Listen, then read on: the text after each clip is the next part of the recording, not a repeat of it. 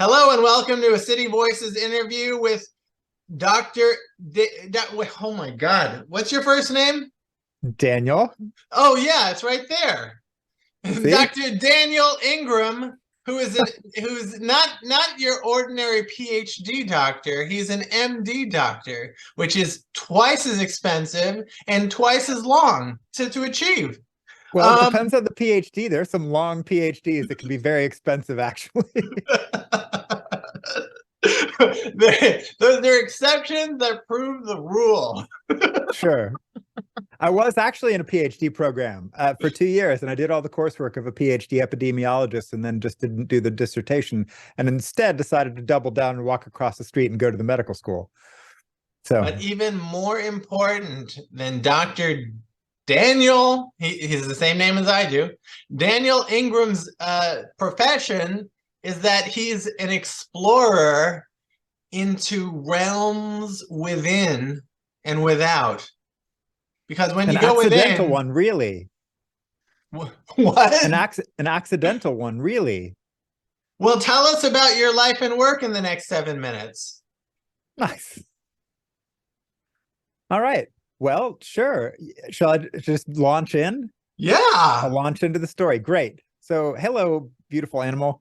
Um, so I'm going to talk about what I call the three Daniels, and I've talked about this before. So Daniel number one is the kid who, when he was very young, could get into some very blissful, peaceful, tranquil states at about age 3 to 4. And then just by breathing and settling down, usually on my parents' down white comforter that they had in the downstairs place where they slept. And then I lost that ability. I have no idea why. And then I took some weird meditation class in 4th grade in the hippie school, Carolina Friends School in Durham, North Carolina, where I went to, and they taught us basic visualization exercises. And I had been having lucid flying dreams since I was 5. I remember my first one where I swum up into the air as one of the many modes of flying and thought that was awesome. And then around 14 or 15, I've wanted to have more flying dreams. So I started doing visualization to try to have more flying dreams before I went to sleep to see if I could fly more because I liked it. And before I knew it, my consciousness exploded and I traveled out of my body for the first time. The same, the classic lift out, see yourself sleeping there, float through the wall, get nervous, snap back, paralysis and buzzing. And then, it's a classic thing. And then I started having weird experiences for the next 10 years until I finally ran into some meditators who had, explored these kinds of traditions, a lot of traditional Theravada and Buddhist-y stuff. And they had done a bunch of meditation and they had a sense of what was possible in the world. And I'm going to close out some programs because I seem to be slowing down here. And then because of that, I started realizing there was a whole world of the ability to explore these weird experiences, right? And I should also mention, I got super lucky that when I started having this weird stuff happen to me, that I did not tell my Harvard, Yale, Harvard trained pediatrician father what was happening to me, because he now admits he would have done something really stupid and thought it was like a seizure or crazy or something, right? So that was my first lucky ability to avoid the medical system, which had I invoked it, might have been really terrible. And then I actually ended up getting trained in the medical system. So in parallel with this side of me that's going on intensive retreats and cultivating super weird experiences and interacting with entities and energetic stuff and dissolving my body and all this weird stuff, right? There's this other side of me that was, North Carolina School of Science and Math, and then pre-med, and then electrical engineering, and then public health, and then medical school, and then emergency medicine, and eventually healthcare administration, and working in level 1 trauma centers, most of which had psych referral, ER stuff and ER beds. And this side, like what I call Daniel 2, is being trained that Daniel 1 is crazy and needs meds, right? And or doesn't exist. Right. So like I led this very weird existence, right? Where on the one hand, it's like I'm doing everything I can in my spare time, intensive meditation practice, and then the occasional psychedelic. Not really much of a psychonaut, right? And then on this side, I'm learning this is all crazy, all bad, needs meds, and or doesn't exist, right? This is what they're telling me in medical school, and this is what I'm expected to operate from in my clinical practice, right? And then when I managed to retire about 4 years ago, Daniel 3 began to emerge, and Daniel 3 thought, how can we incorporate the amazing stuff that Daniel 1 knows with the amazing stuff that Daniel 2 knows. Daniel 1 had this whole community of people, hung out a shingle, talked to thousands of people about their weird spiritual adventures, got to share in the journey of a lot of people having all these bizarre experiences, and created an online community with my friend Vince Horn, and a bunch of other people called the Dharma Overground. And then, so like knew a whole lot about what was possible, the highs, lows, weirds, plateaus, the transformations, the challenges, the occasional suicides, the people waking up in the grand old classical sense, the powers, the strange, right? And then like, how can you take the good side of science and the clinical perspective, which really does in theory want to help and heal people and help them do well and have good outcomes, right? And scale that, you know, publicly, and figure out how to do that in a reasonable data-driven way, which all makes some kind of sense. And then how do you put those together? So this Daniel 3 began emerging, and then I got invited to spend the summer at Cambridge by my friend Julieta Galante, who is an MD, PhD and a public health background, who's at the Department of, you know, Psychiatry in Cambridge. And she's like, hey, I can't talk to anybody about the most important experiences of my life that were so beneficial and transformative.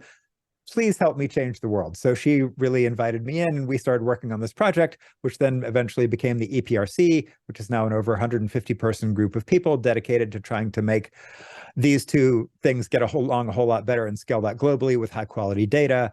And now I find myself the CEO of the charity Emergence Benefactors, that's trying to raise all the money this is going to take and hopefully be around for decades, because it's going to take a long time.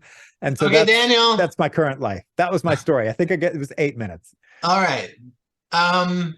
Now there were, you said the occasional suicide. Is that a suicide as a result of delving into these rarely explored realms? Yep. Because when you stare into the abyss stares back at you, right? Something like that. Yeah. So it's been well reported in all these old books. I'm something of a chronic student of the maps. If I zoomed out, you would see this massive bookshelf, right? And a lot of those have something to do with the maps of meditation. And if you notice, like the Dark Night of the Soul, or the Knowledges of Suffering, or, you know, Joseph Campbell's The Descent into the Underworld, Touching Your Own Madness, right? This is routinely noted, like, are mystics crazy? Like, or are they like, you know, awake? Or are they totally nuts, or kind of both? Or what is it? Right? There's this weird relationship to this territory that's been noted again and again across cultures. There's a fascinating book by Jez Hughes that I highly recommend called The Wisdom of Mental Illness, that is talking about Huichol shamanism, and how basically, like, you know, if someone, you know, gets too deep and too weird for too long, they just tie them to a tree until they get better. You know, it's like, okay, you know, and so there's this acknowledgement that sometimes rewriting the code while the operating system is still running, or plunging into the depths of the strange, particularly without good support, but sometimes even with good support, can sometimes go very badly. And sometimes, you know, on unfortunate occasions, that can lead to people taking their own lives. And so, and like, is this common? No. But does it happen? Definitely. And is it well understood? No. And so, like, figuring out how the clinical mainstream can relate much better to the highs and lows and weirds. And the highs can also be disruptive. Like when people get super up and think they're the next, you know, Jesus, Buddha, Deva, whatever. Are you familiar with the work of H.P. Lovecraft? Yeah, and the notion that we might be entering the Cthulhu scene, or however you want to pronounce it, right? So, yeah. Well, in his mythos, insanity is a huge part of the result of humans interacting with this much larger cosmic world and the entities therein. Sure. And yeah, it is clearly true that messing around with entities and experiencing them can sometimes be very destabilizing for people, and sometimes very revelatory and healing. There's a whole range of what can happen, just like interacting with people, right? Can it be done safely? Wow. My general answer is none of this is entirely safe. So like I do, you know, meditation retreats where we, you know, plunge deep into visualizing things and seeing things that most people would think aren't there. So intentionally cultivating what the medical mainstream would call hallucinations, and, you know, auditory and visual interactions with voices and entities and energies, and even traveling to other realms and stuff. And the first thing I say is none of this is safe. There's a talk I give at the beginning of every retreat. It's just like mountain climbing or life. Right? Like people give birth to children. Is that safe? No. Like is important? Yeah, but safe? Right. No. And Like walking people down, fall in what love, but they break they their hearts and suffer more than they've ever known suffering to. exactly. Now, So this is one of those things. do you have people sign a waiver that should they go insane, they will not sue you? Actually, it's funny on the rare occasions when we do these retreats that it's just all a verbal agreement, and luckily none of that has happened. But there's a document that I have sent people that does say, hey, like, you agree if you're coming on this retreat that if you need help, we will get you help, and if it's beyond our capacity to handle safely and skillfully, we will use the unfortunate thing that is the mainstream medical establishment to make sure you at least survive, and that like no harm is done, right? So and so that's, and then what that provides me with is further impetus, sorry, to try to figure out how to make the clinical mainstream be vastly better relating to this weird territory, to have non-pharmacological options, to have normalization, to have better set and setting understandings, in the same way that like the Zendo project does out of maps, where like, like compare, if you're like at Burning Man, right? And the Zendo project is like the support tent for people having integration challenges, or challenging trips or whatever, as a result of that mix of set and setting, and perhaps substances and or dehydration and or sleep deprivation and or just remarkable moving out from the typical bounds of ordinary culture that happens at Burning Man, for example. And they have a sophisticated healer's understanding of how to provide a good set and setting and non-pharmacological options, though I think they use some pharmacological ones as well if they have to. But like to be able to have good data-driven protocols and trainings and understandings in place to help the clinical mainstream of emergency medicine and emergency psychiatry do that is something that EPRC is trying to actively promote. And so, and working with people who have, been part of Zendo Project or are, and other related societies like Assist and IMHU and Emma Bragdon and Spiritual Crisis Network. Okay. Sorry, I talk a lot. A lot of our listeners they're not going to know all these acronyms and everything like that. Anyway, I have like 23 questions, and if we can if you can be as brief as possible with your response. And some of these might seem trivial, but they might be trivial. I don't know. But you never know. They might not be trivial. Okay, first question. What is your personality like, Daniel Ingram? Well, it's funny. I scan as an extrovert, but I'm actually an introvert. I'm clearly somewhat quirky. I'm clearly somewhat neuroatypical, though I don't fit any of this, most of the standard Asperger's or, autism spectrum, whatever thing that they're going to, I test out normal on those tests, but like I'm clearly a little different. Okay, this leads to our next question. Sure. What are your biggest personality flaws? Wow, that is a good question. I can often have a level of energy that is sort of up in a way and kind of enthusiastic in a way that doesn't always resonate with people who've more sedate or tranquil or slower moving energies. As you've noticed, I speak pretty fast. I move my head a lot. I'm pretty expressive, and I'm just kind of like chronically this way. So like I'm not sure I always like match energy as fast as I should in that kind of. Are there any other flaws there? Besides the energy issue? Yeah, I'm sure there are. I have a sort of a kid-like quality to me that can have a sort of a playfulness that really needs to be toned down in professional situations. That often like sort of building a medical persona that was like, hello, I'm Dr. Daniel Ingram, and I'm your doctor today. Even that sort of comes across as sort of cartoonish, or like the TV version. Like, and so that's another obvious and real quirk. Okay, sure remember, we're going brief here. Brief. Are you a husband and father? I am a husband. I've been married for over 20 years now, and I am a stepfather and step-grandfather. But I have no children of my own. Does the kid call you dad? No.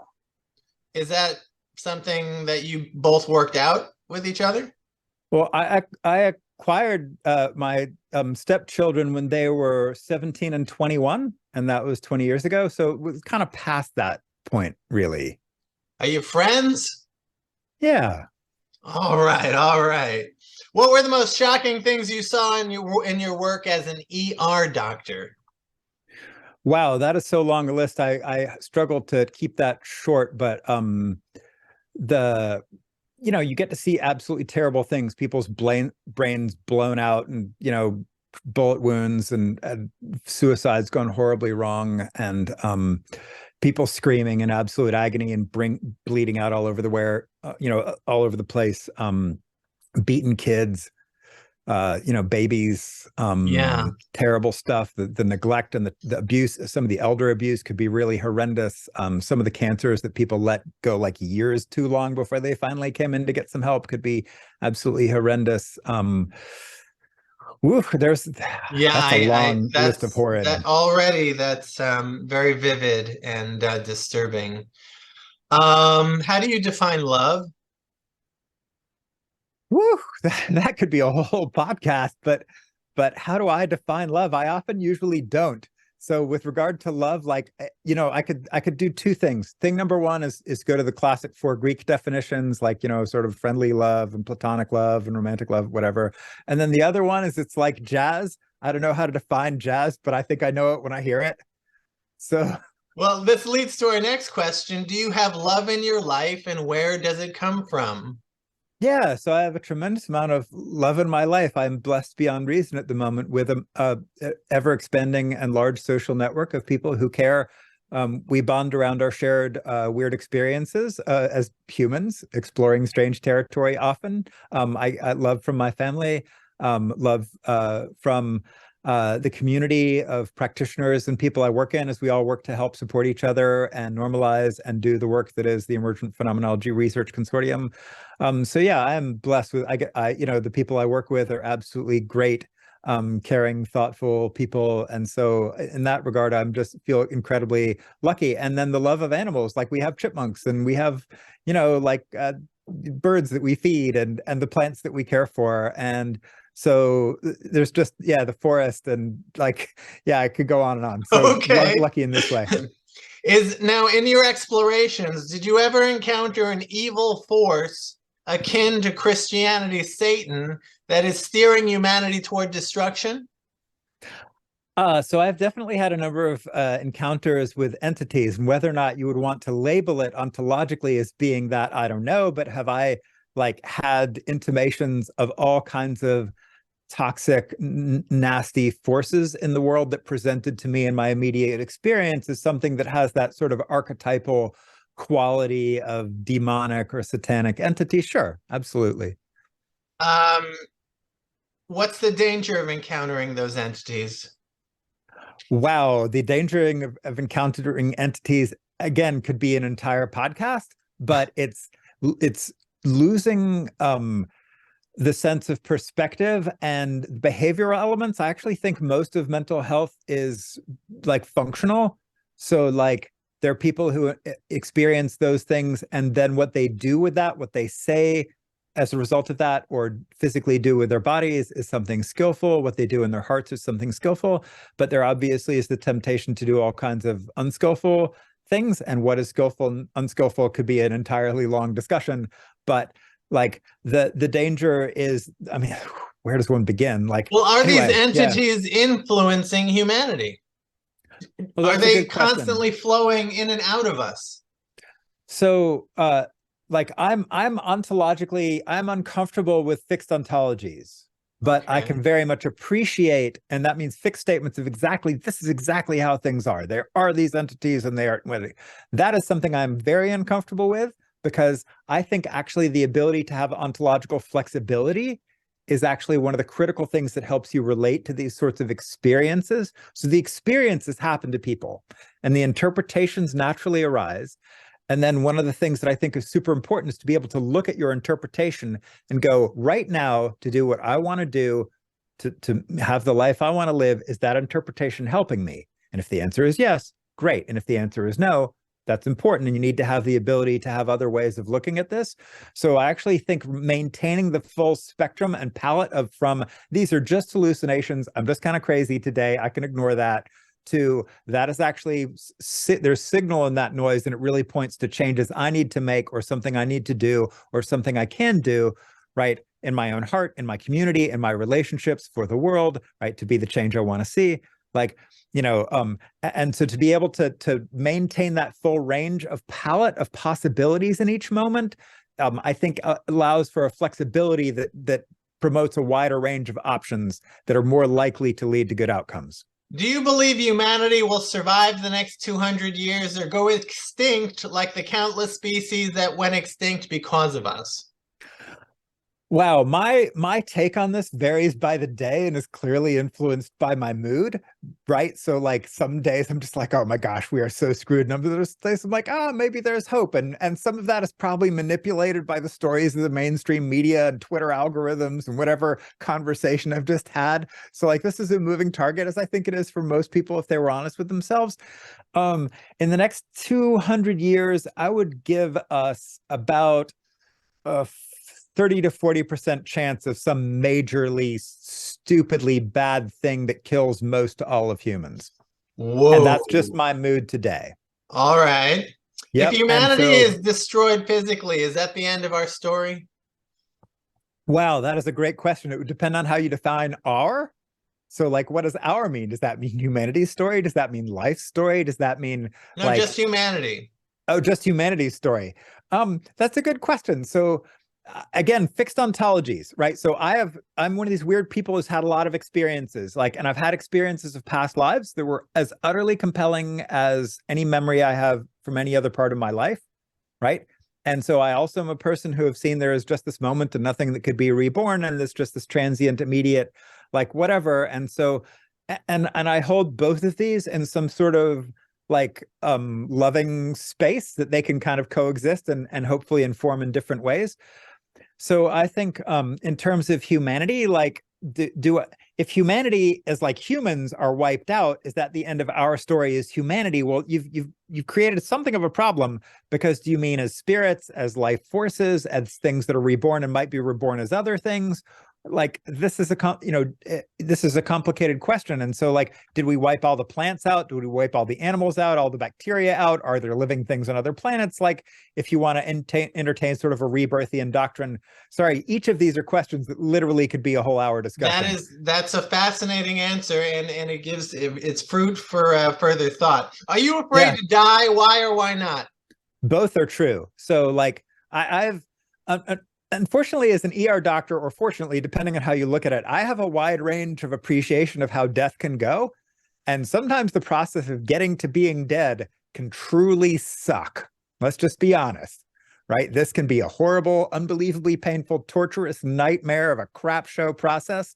And that's just true. And we don't always have the autonomous control or capacity to modulate or moderate that, particularly if things go past certain endpoints in certain unfortunate ways, right? So that's the first sign. Do I look forward to that process? And do I have some appreciative fear of that? Yes, I do. As an ordinary mammal, I have an appreciative fear of how much it can suck getting to being dead. Do I have any fear of being dead? I'm going to generally say no. I've had my consciousness disappear and vanish so many times, and everything just stop or go on or do other weird things or come out of body, or whatever, whatever ends up happening when I die. And we could add all kinds of, Buddhist technical overlay or various soteriological doctrines. But the point is, do I have any major fear of that? No. But the pain of possibly getting there, yep, I have reasonable human mammalian visceral fear of that kind of suckiness. Yep. Understood. Are any attainments left for a Buddha after they achieve enlightenment? Death, from a technical ontological point of view. So if you're going to raise the framework of Theravada or Mahayana Buddha, and then from a Theravada point of view, death. From a Mahayana point of view, a Buddha is then basically immortal. And so but it's complicated. Well, what kind of adventures can an immortal Buddha go on to? I mean, is there any more learning of the cosmos to have to? That's a great question. So if you look at the life of at least the historical Buddha, there was endless learning and progression, right? So clearly the Buddha matured from his early days to his later days. He got better at running a large organization, got better at articulating teachings in a more structured, thoughtful, articulate way. Even after his awakening, he's like, I got to check this thing out, and just sat there for 6 weeks going, what is this thing? How does it work? How does it explore it? What can we know about it? What can we say about it? And then so clearly, at least during the Buddha's lifetime, there was an evolutionary process of continued progression and maturation. Should we let women to the Sangha and all kinds of stuff, right? So and dealing with conflict and eventually even setting boundaries. And like at one point, the Buddha was like, y'all are driving me nuts. I'm just walking away. Okay, So, but like, what's left for the Buddha's spirit to do after he sheds his body? well, this again, it depends on which ontological frame you choose. From a Theravada point of view, that's the end of that Buddha, right? And from Mahayana point of view, they still Buddha, right? So Buddha is just Buddha, and and there's a sort of sense of like the Buddhas are all still around, and there's all these different Buddhas you can pray to that might intervene, and you can, and so. So you've encountered toxic beings in your exploration. Did you encounter any Buddhas?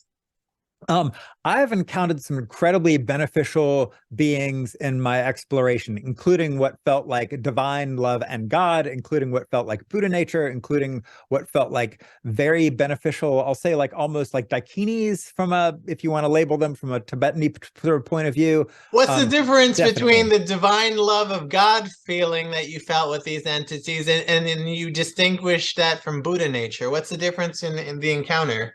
Well, that is a subtly important thing. And actually, so the weird thing is when these energies arose, they arose with the interpretive, like naming frame built into them in a way that is hard to separate out. So again, when I say they felt like they in with the feelings and the experience was also the meaning. So the meaning, and each of these kind of has a story. So like to do this quickly is sort of tricky, but I'll try. So the story part of the God thing is there was this sense I was actually actively contemplating, wait, if God is in everything and everywhere and knows everything, then all knowledge must be God's and all power must be God's, right? This is sort of like sort of divine maximalism, if you will. And that all love must be God's and then everything, and then God must be everywhere. And then all of a sudden, poof, that was actually flipped something over permanently and important in my mind. Like with the sense of that all collapsing into the complete sense of the thing of what that then would be. And that was one thing. And then before that, and sometimes after that, there's this walking around sense of Buddha nature, which would be nearly indistinguishable, except yet it had, in terms of the basic mechanics of it or essential components of it, felt the same. And yet somehow my brain was adding this intrinsic to it, this interpretive overlay that had more the sense of like, because from a certain point of view, Buddha nature and the divine seem the same, right? They both have the sense of all knowing, everything happening naturally, everything like just being itself, showing itself all the way through everywhere. So all power and knowledge also being Buddha natures from that point of view. But yet they had sort of subtly different personality flavors, which is probably just related to my own internal conceptions of these things and be very hard to communicate. That's all right. Let's move on. Is being addicted to meditation any different than being addicted to crack or sex or food? If you're going to be addicted to one of those, I would take meditation any day. So like if you're going to choose an addiction, if you were like the Chinese menu of addictions and which do I want to become addicted to, I'm going to recommend the meditation.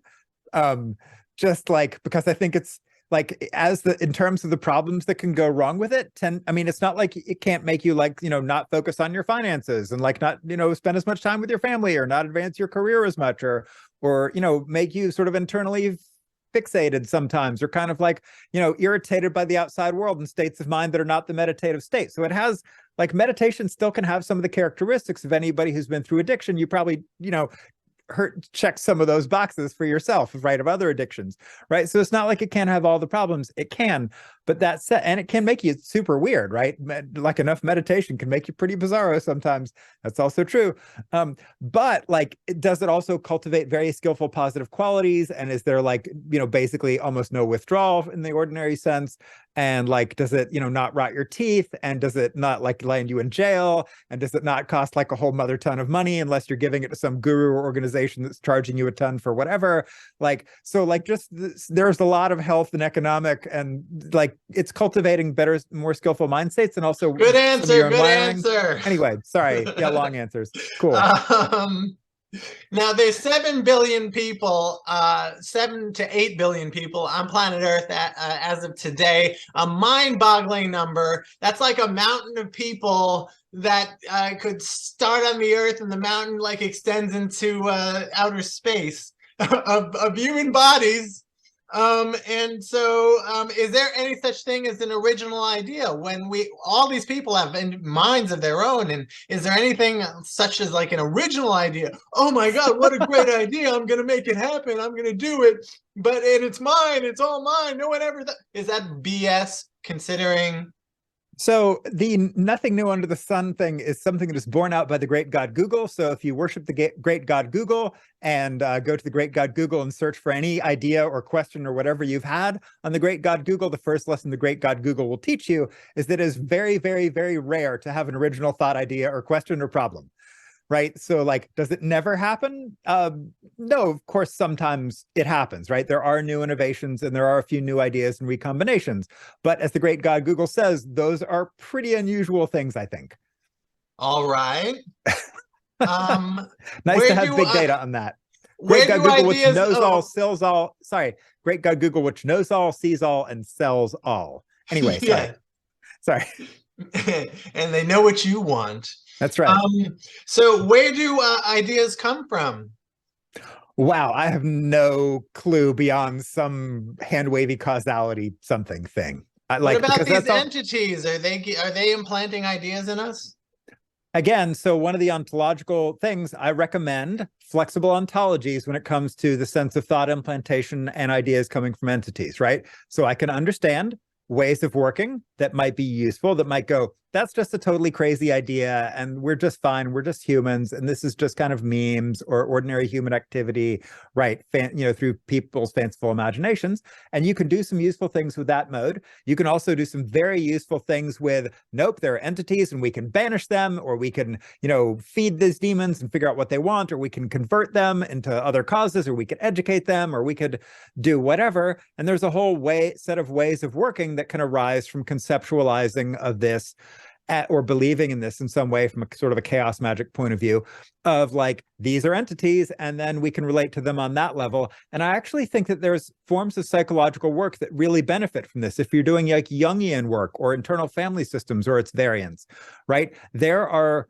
some skillful, even scientifically based from a therapy, outcomes point of view based reasons that rituals and some of those things might actually be incredibly helpful. And some of those belief systems done well and healthily can be very salutary, meaning sort of educationally healing. Okay, now let's get back to original ideas. Is it more likely that an original idea will occur to an enlightened person? So there is this curious seeming correlation between people like Rene Descartes or Einstein or Tolstoy or T.S. Eliot or a lot of the quantum mechanics kids from having some sort of what I'll call emergent phenomena, opening, peak experience, revelatory something, if you want to call it some kind of awakening or whatever, and coming up with brilliant connective stuff that just seems to take things to a next level. In fact, all of the world's religions have been built on that. Buddhism has been built on that. The Greek philosophers and their at least, almost certainly were built on something like that. And so if it's not perfectly causal, it's certainly extraordinarily suspiciously correlative. Does that make sense? I heard that Tesla, the incredible inventor, had schizophrenia, and that during his psychosis periods, he came up with the most brilliant ideas. That would hardly surprise me. I don't know that story, but I certainly know that one of the most brilliant of the Indian mathematicians is some kid who was like literally channeling from some goddess that told him how to do math problems. So yeah, like there's you start delving into that, and there's tons of that. There's a lot of these stories, and they're very compellingly interesting. Is everything predetermined, or does free will exist? Woohoo! So actually, this is another one of these, like, I think it's important to hold both in your mind. So like, I'm going to wax technical Buddhist from a second. Buddhism, like in its old school form, which is what I've been trained in, assumes basically three trainings. The first is ordinary morality, which assumes a past and a future, that you have control, that you can make choices, and that you'll, reap take responsibility for those choices and reap those kinds of consequences, right? And that is like first training. And it basically says, if you assume this, it will help you to be a moral person and hopefully take responsibility for your life and make good decisions, right? And this this can be very empowering for people. Not that you need to blame the crap out of yourself if bad things happen, but some sort of wise remorse and skillful relationship to this rather than sort of, crushing guilt for bad mistakes, right? But then it totally also says in the third training of wisdom, you assume that this is all just natural, immediate, unfolding causes, the mind of God, and Buddhism doesn't say that, but other traditions do. It's the same kind of thing, that this is just all the natural unfolding of the universe in its perfect way. And part of that perfect unfolding can involve wrestling with the question of free will, can involve skillful remorse, can involve all of that. And that's part of what can unfold within the natural unfolding. And so I think it's actually super useful to be able to have both perspectives and to be able to draw on them skillfully at different times. Because again, I think that meta flexibility helps you to navigate, because there's still clearly a ton that is out of your control. Right. And as anybody who's ever sat down on a cushion to meditate notice, even seemingly all your thoughts seem to be out of your control. And yet sometimes they sort of seem to be in control. And being able to walk skillfully across these lines without having to draw firm boundaries and be able to play in both pools of philosophy, if you will, or practical interpretation, I think is actually a really good idea. Daniel Ingram, MD, do you have a strong sex drive? That's a good question. I would consider it moderate to average. All right. So think about this then. If you were a guru with a huge following and some beautiful, physically beautiful followers worshipped you like a god, would you engage in sexual congress with them? Wow. So, that is kind of my idea of hell.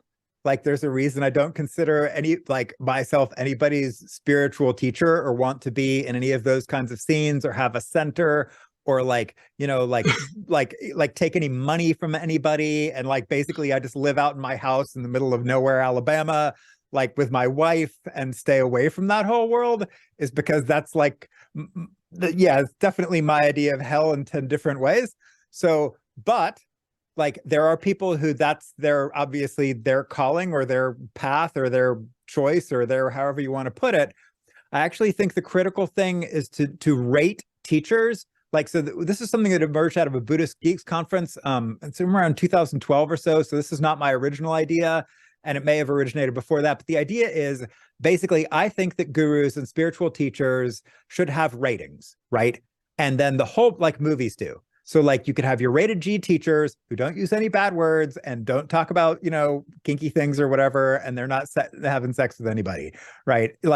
And then you should have your triple X teachers who they're the sex guru and they have tantric crazy orgies and parties or whatever, and everything in between. And you should advertise yourself as what you are. Like a triple X movie, nobody expects it to be Mr. Rogers. They expect that. And if that's your guru and that's your choice and that's what they're selling and you're consenting to, just so everybody's on the same page with all the muck and complexity that is a part of that, at least it's consenting adults making informed choices.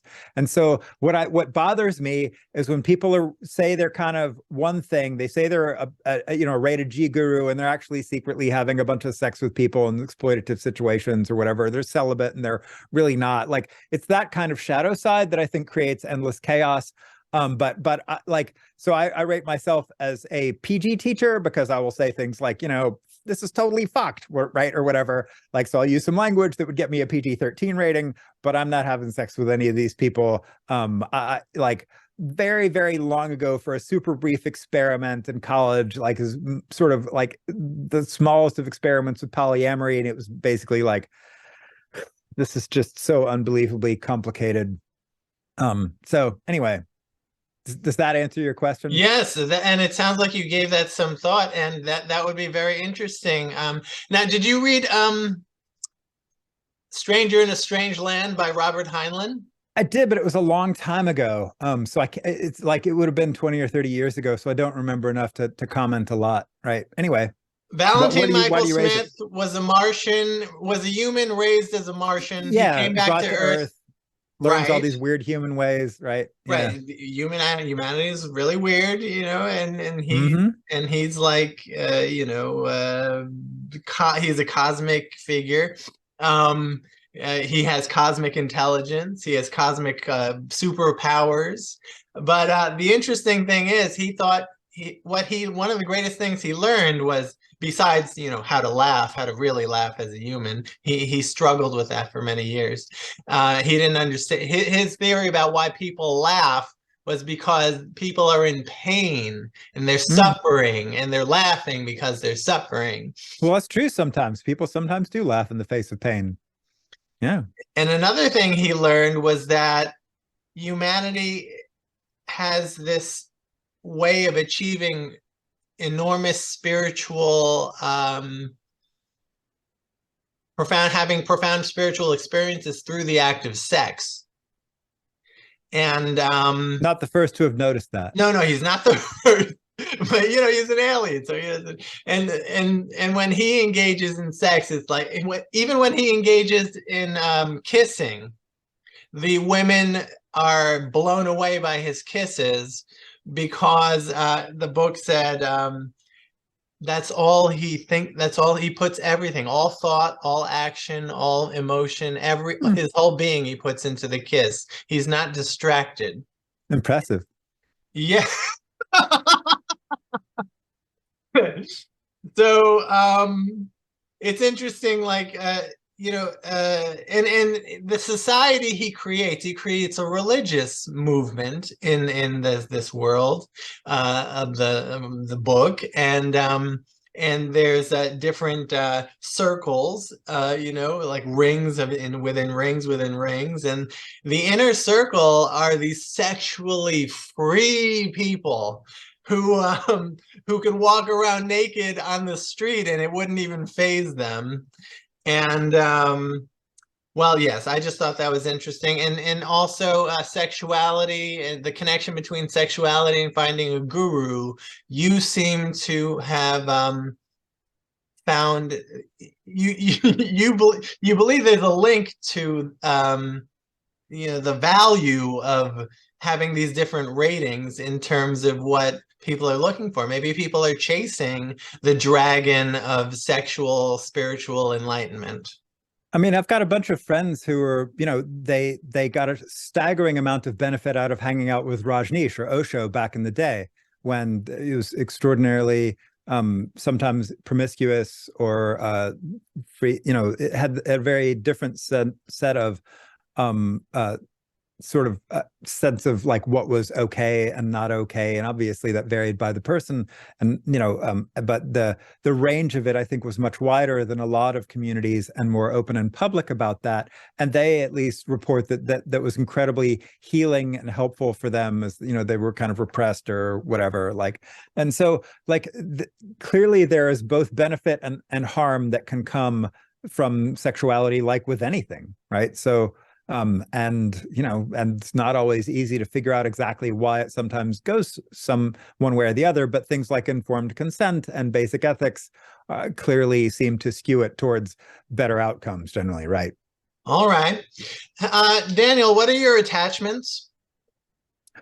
Whoa, from a it depends on how you define that. So like there are kind of two ways to define attachments. One is in the like sort of insight awakening-y kind of sense, where like, is there anything that seems stable in my existence anymore? No. Like, or anything that could grasp it or fix it or freeze it? No. But from an ordinary psychological point of view, like, wow, attachments. Like, I'm pretty attached to the project I pour my time and capital into, the Emergent Phenomenology Research Consortium. I spend about 50 hours a week on it, and a whole lot of money, and like trying to make this work to help make this research happen. I am super attached to gear. I'm a gearhead. Like, the microphone I'm talking to you through is like $1,600 and goes into a $700 preamp and whatever. So I'm like a total gear tweak. I'm as likely to watch microphone reviews or like guitar amp reviews on YouTube as anything else. Like, so I'm a total gear tweak. What else am I attached to? I'm attached to a lot of sort of notions of morality and ethics. Right. So I've got like all these, particularly things that I think are good things to do or not do. What else am I attached to? Stuff about food. Like, I like really clean diet and stuff. Like, I'm attached to certain political views, like union power and like, redistribution of wealth towards. Are you attached to any books that you might be reading on a regular? So like, yeah, like, I don't know if you want to like how many attached to various books. So like, I'm just going to back this out, right? So like, yeah, I'd say I probably have some attachment to some books, right? And so yeah, like these books here are like Jack Vance. I'm attached to Jack Vance. Like I freaking love Jack Vance. Everybody read, the Dying Earth series and the Demon Princess. Thank you. Oh man, I found that hard to get into, but I know Anyway, it influenced Dungeons and Dragons a great did. deal Yeah, with not the everybody's magic thing, right? system. Yeah. Right. Oh, Uh, cool. You've read some Vance. That's awesome. I tried to get I'm a little Dying Earth. Yeah. Not everybody's cup of tea. So, but anyway, like, so yeah, I could go on and on, like, family, like their family, of course, I'm attached to family, I'm attached to community, I'm attached to, yeah, from any ordinary, and this body, like I prefer it to be healthy rather than not healthy, which is why I'm super not into COVID. Like, so like from an ordinary point of view, I could just go on and on listing attachments that very functionally anybody hanging out with me go, yeah, seems to be attached to these things. Sure. Okay, we have 10 minutes. So I have 3 more questions. And if you could spend like 3 minutes and 33 seconds on each question. I'll try. What are your attainments?